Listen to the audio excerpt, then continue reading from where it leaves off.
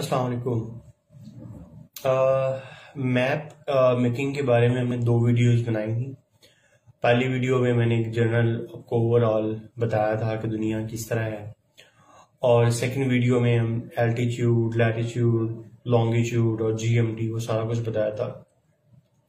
और तीसरी वीडियो में मैंने आपको कहा था कि मैं आपको एशिया के बारे में बताऊंगा कि एशिया में सेंट्रल एशिया क्या है, नॉर्थ एशिया क्या है, साउथ एशिया क्या है, साउथ ईस्ट एशिया क्या है।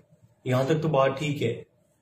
फिर एक न्यू टर्मिनोलॉजीज जो हम सुनते हैं कि नियर ईस्ट क्या है, मिडिल ईस्ट क्या है और उसके साथ फार ईस्ट क्या है। ठीक है, तो मैंने अगेन कंप्रीहेंसिव वीडियो बनाई है that is all about the Asian map. ठीक है, तो I hope so just follow the video.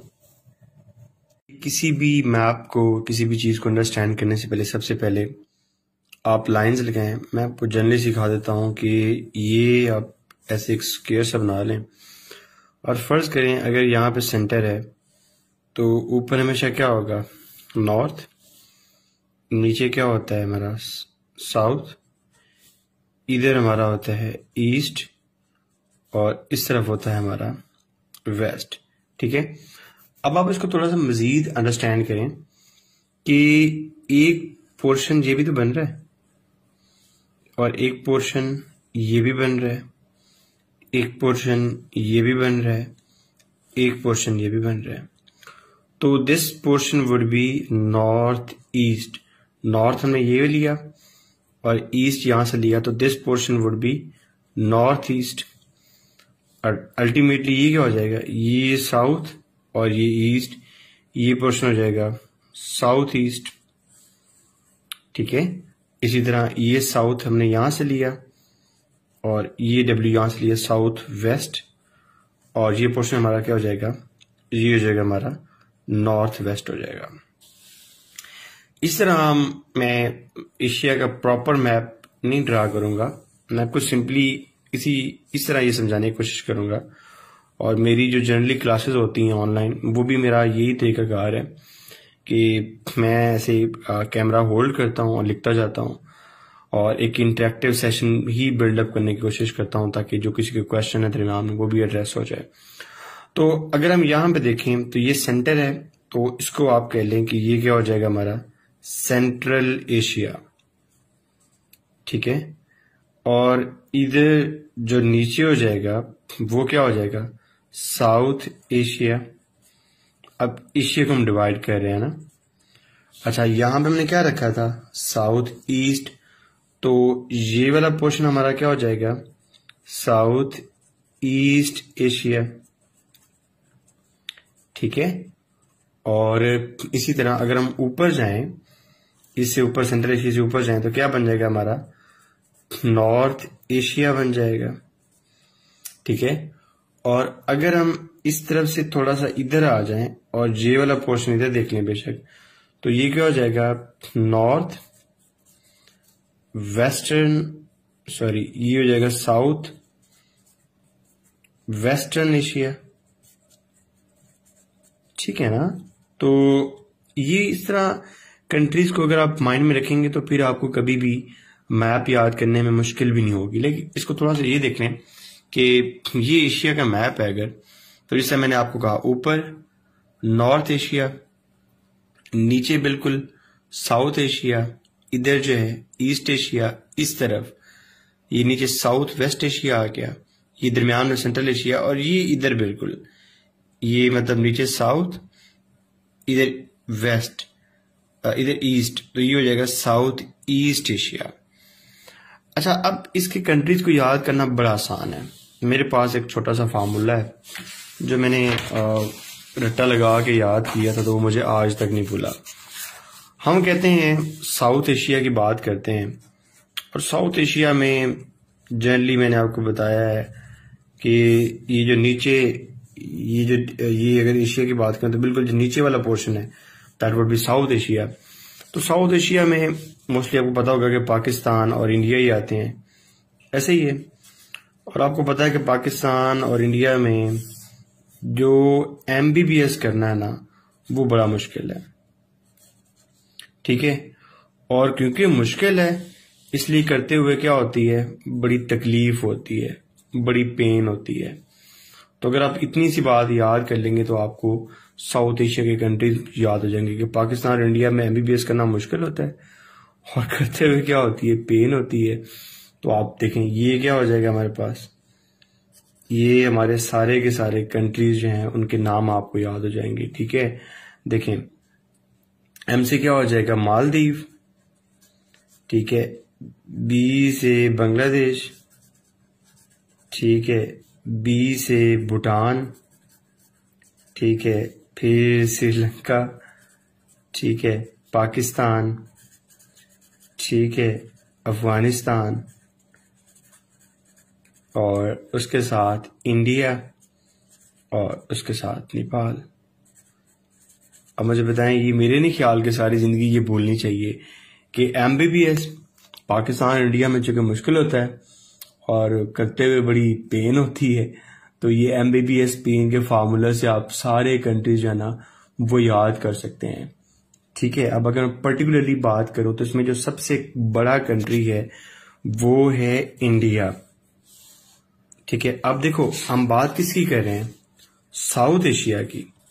तो साउथ एशिया में अगर कोई ऑर्गेनाइजेशन होगी तो उसका नाम इसी से मिलता जुलता होगा ना। तो यहां पे जो ऑर्गेनाइजेशन है वो है सार्क। अब सार्क देखो बड़ी सिंपल सी बात है, इसी बात से समझ लो। सार्क ये साउथ एशिया, साउथ एशियन, ये ए से हो जाएगा association.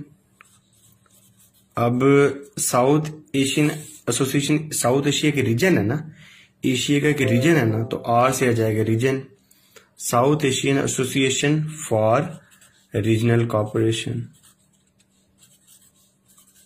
That is the simplest way to remember the things. ठीक है, अब देखें ये इसका थोड़ा सा मैप आपको बताता हूँ।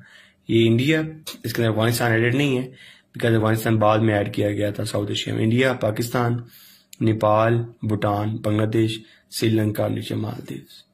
ठीक है, अच्छा मैं आपको आज एक और ट्रिक सिखाता हूं।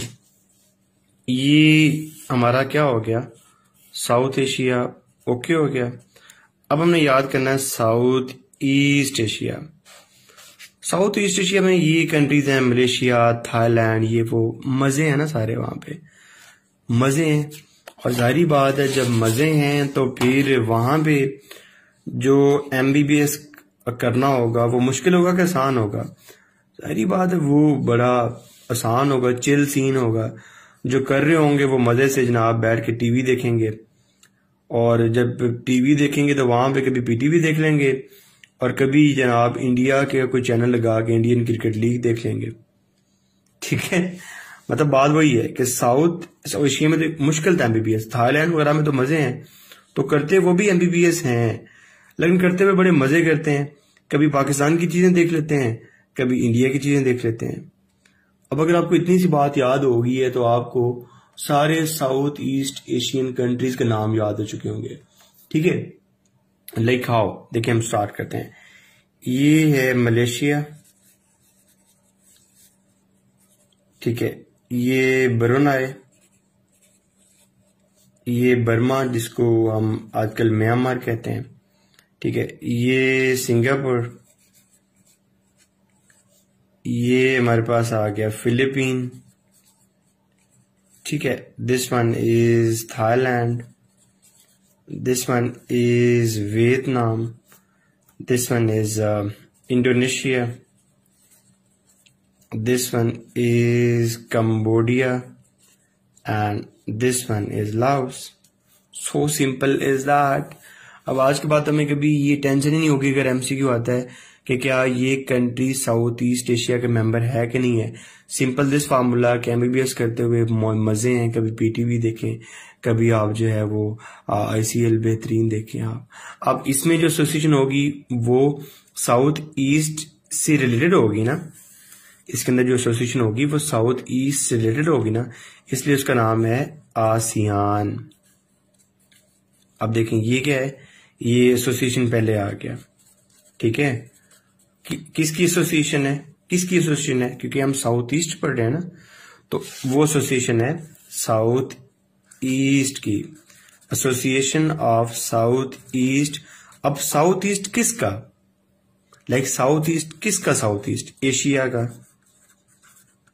ठीक है। और एशिया की क्या है, वो नेशंस हैं। उनकी ऑर्गेनाइजेशन को हम क्या कहते हैं, उनकी ऑर्गेनाइजेशन को हम कहते हैं आसियान।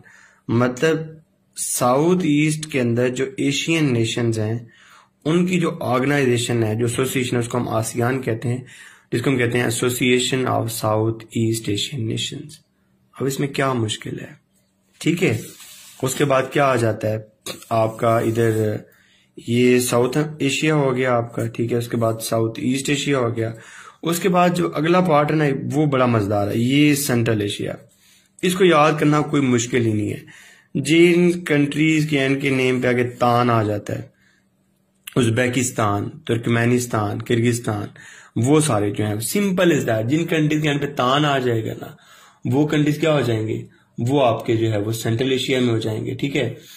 और इसके साथ जो इधर पार्ट स्टार्ट होता है ना, ये थोड़ा सा इंपॉर्टेंट है, दैट इज ईस्ट एशिया। अब ये जो दो पार्ट्स है ना, ईस्ट एशिया और ये इधर वेस्ट एशिया, इसको आपने थोड़ा सा माइंड में रखना है। ईस्ट एशिया में जो मेजर कंट्रीज शुमार किए जाते हैं ना, वो है चाइना, और उसके साथ जापान, ठीक है, उसके साथ ताइवान और कोरिया, और इसी के साथ ही कंसीडर कर लिया जाता है रशिया भी। तो ये एक ब्लॉक बन जाता है। इसके साथ जो इधर ब्लॉक बन जाता है वेस्ट एशिया की तरफ, उसमें ये जो टर्की वगैरह है, टर्की है, साथ में सऊदी अरेबिया है, ईरान इवन, ठीक है, और जॉर्डन, शाम, जिसको हम इजिप्ट कहते हैं, ये सारे कंट्रीज इस तरफ आ जाते हैं। तो बच्चे very simple is that, south Asia MBBS करते हुए पेन होती है, साउथ ईस्ट एशिया मजेदार काम है, ठीक है, पीटीवी है, आईसीएल, एमबीबीएस है। ईस्ट एशिया एक ग्रुप जो ऊपर वाला बन जाता है, जिसके अंदर ये आपके पास रशिया, चाइना और ये वाला पार्ट आ जाता है, दैट इज ईस्ट एशिया, ठीक है। और वेस्ट एशिया में क्या होता है कि आपके पास जो दूसरा पार्ट बच जाता है, जिसमें सऊदी अरेबिया वगैरह और ये सारे कंट्रीज आ जाते हैं। अच्छा, अब जो एक इम्पोर्टेंट बात है कि ये तो होगी बात ना, अब जो वो वाला कंसेप्ट है कि मिडल ईस्ट फिर कहां से आता है, ये मिडल ईस्ट का क्या चक्कर है। तो मैं आज आपको एक बात क्लियर करके बताना चाहता हूं कि मिडल ईस्ट को आपने एशिया के मैप के कंटेक्स्ट में अंडरस्टैंड नहीं करना। मिडल ईस्ट को एशियन मैप के कंटेक्स्ट में अंडरस्टैंड नहीं करना। पता क्या बात है, अगर आप वर्ल्ड मैप देखें ना, तो वो मैंने आपको ये पहले भी बता दिया था कि दो हेमिस्फेयर में डिवाइड होता है, ईस्टर्न हेमिस्फेयर और वेस्टर्न हेमिस्फेयर। और ये सेंट्रल लाइन गुजरती है ना, वो गुजरती है ग्रीनविच से, जो कि लंदन में है। और पहले मैंने तुम्हें बताया, अगर आपको थोड़ी सी अमेरिकन हिस्ट्री का पता हो, तो 1492 से पहले लोगों को लगता था कि बस ये ईस्ट है, वेस्ट तो दुनिया में है ही नहीं, वेस्टर्न हेमिस्फीयर, क्योंकि अमेरिका का तो पता ही नहीं था दुनिया को, ठीक है ना। खैर वो तो यूएस हिस्ट्री की डिबेट हो जाएगी, हम अभी इसको यहां पे रखते हैं। तो ये जो ईस्टर्न हेमिस्फीयर है उसमें भी डिवीजन थी। उसमें ये जो लोग थे, ये जो वेस्टर्न यूरोपियन लोग थे, उन्होंने अपनी तरतीब के हिसाब से पूरा जो ईस्ट पार्ट है उसको डिवाइड किया हुआ था। मतलब ये जो डिवीजन आपको नजर आती है ना, मिडल ईस्ट वाली ये डिवीजन जो आपको नजर आती है, इसमें बस एक बात याद रखनी है कि इसको एशिया सेंट्रिक नहीं याद करना, इट इज यूरो सेंट्रिक। अब इस बात का क्या मतलब है कि ये जो डिवीजन है, ये यूरोपियन ने अपने कंटेक्स्ट के हिसाब से डिवाइड किया हुआ है रेस्ट ऑफ द वर्ल्ड को।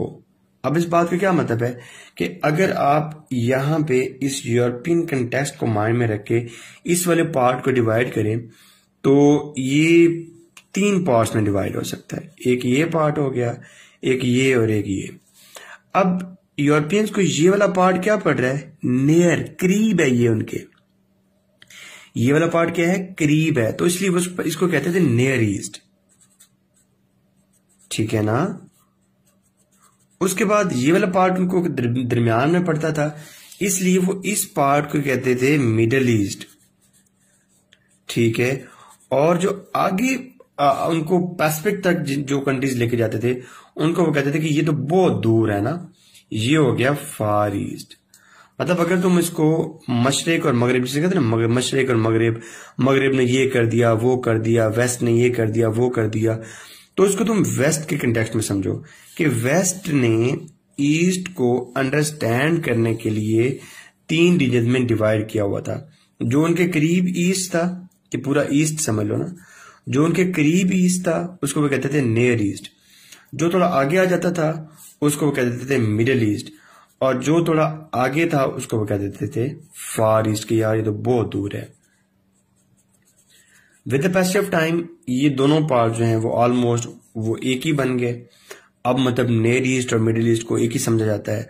और इंटरेस्टिंग बात यह है कि इस रीजन में ना सिर्फ एशिया के कंट्रीज हैं बल्कि कुछ अफ्रीकन कंट्रीज भी शामिल हो जाते हैं। मतलब in Middle East some African countries are also the part of this Middle East। तो अब आपको बात क्लियर होगी चुकी होगी कि मिडल ईस्ट का कोई भी चक्कर नहीं है आपके उसके साथ, एशिया के मैप के साथ, ठीक है। तो आई होप कि अब मिडल ईस्ट में इवन के इजिप्ट जो है वो भी आ जाता है इसी के अंदर, इसी का पार्ट बन जाता है, और भी अफ्रीका के कुछ कंट्रीज का पार्ट बन जाते हैं। So this is the way to understand the map. पहले मैंने आपको एशिया का सारा समझाया और उसके बाद मैंने आपको ये डिवीजन करके बताई कि नियर ईस्ट, मिडिल ईस्ट और फार ईस्ट में क्या फर्क होता है, ठीक है जी। बाकी जो लोग पूछ रहे थे कि मेरी क्लासेस कैसे होती हैं, तो मेरी क्लासेस भी ऐसे ही होती हैं।